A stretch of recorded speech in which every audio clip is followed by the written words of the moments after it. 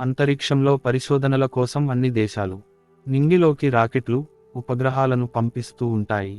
అందులో చాలా వరకు ఉపగ్రహాలు వాటికి అప్పగించిన పని అయిపోయిన తర్వాత కూడా అక్కడే ఉండిపోతాయి. దీంతో స్పేస్లో రోజురోజుకు భారీగా చెత్త, చెదారం పేరుకుపోతోంది. ఈ చెత్త వల్ల కొన్ని ప్రయోగాలు ఆలస్యం కావడం కూడా జరిగింది.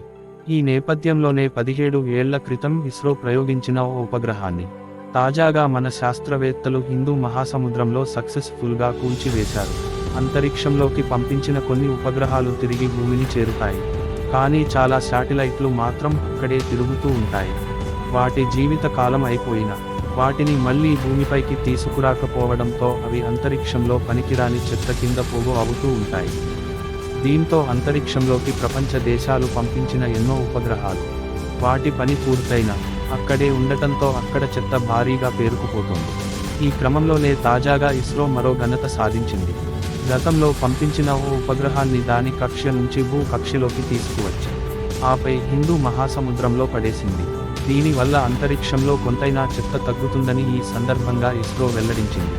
అనంతరం వేగంగా పరిభ్రమిస్తూ మండుతూ ధ్వంసమై చిన్న చిన్న ముక్కలుగా మారిపోయింది.